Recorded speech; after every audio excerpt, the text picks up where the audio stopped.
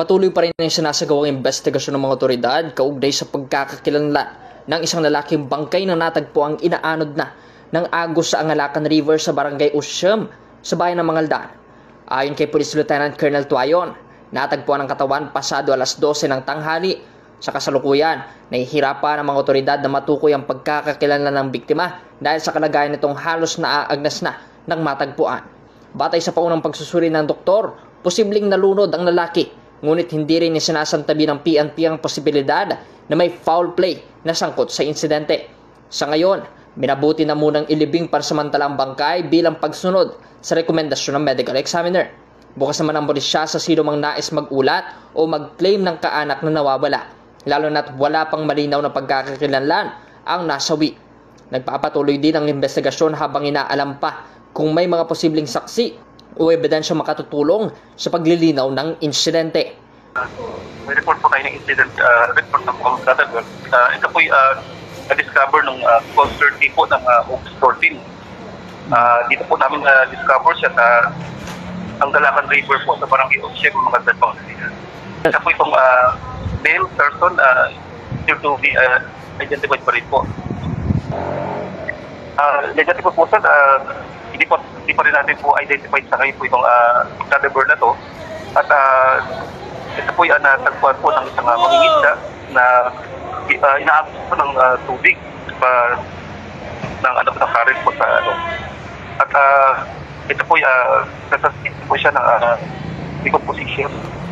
Ito po itong katawan na to at nasa ano na po siya na stage of na po yung decomposition po. Yes po sir, wala akong kahit no, although na in-inform na po natin mga karating na probinsya at may mga nag-verify na po sa ngayon, mga taga-Benguet, yung atak Benguet po nag-verify na rin sa akin at may mga pumunta na po sa dito sa aming station para po i-identify itong cadaver. So far po, yung pa rin po at still wala po po kumikilala po ng pagkay.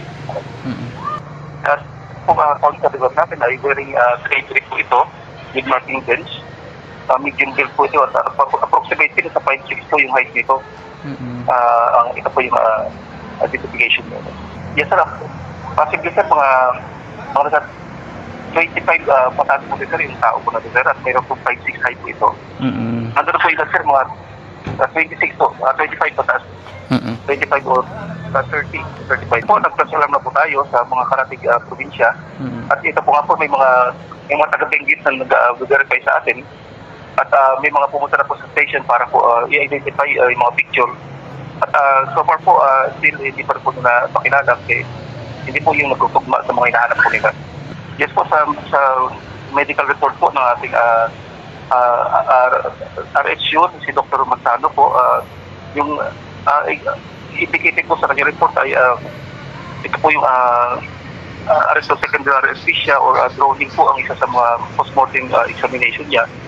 At possibly po nasa 2 to 6 days na po itong cadaver po na ito.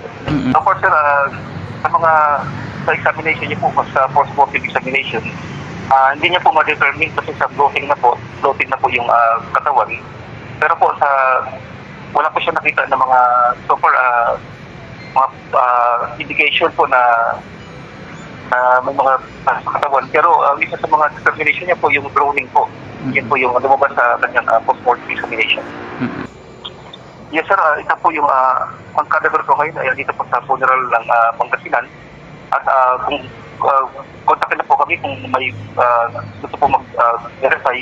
Pero po ito po direct na for burial po ngayong araw po kasi po according sa ating doktor ay kailangan ng tao at decomposition na po siya at ngayon po itinaliwan na po natin yung mataon niya para po talagang hindi na po kasi po nangangamoy na po siya. Subject po burial na po siya ngayong hapon. Basta po natin nung nakikinig meron po kami natagpo ang pa-found cadaver po dito at yung sabi ko sa identification kanina kung kayo po ay magtanong ay pumunta lang po kayo sa aming police station para po i-identify ang cadaver po na ito. Panawagan na po namin na ngayong araw po inilibing na rin ito dahil umabot na po ng 48 hours ang duration at kailangan na po nag-decide na po yung faktor na kailangan po itong ilibing ang tao po nito. Okay. Para sa programang Zona Libre, Patrol numero 4, Bombo Yasin Ramos nag-uulat. This is Bombo Radio Philippines, the number one and most trusted source of news and information. Basta Radio. Bombo!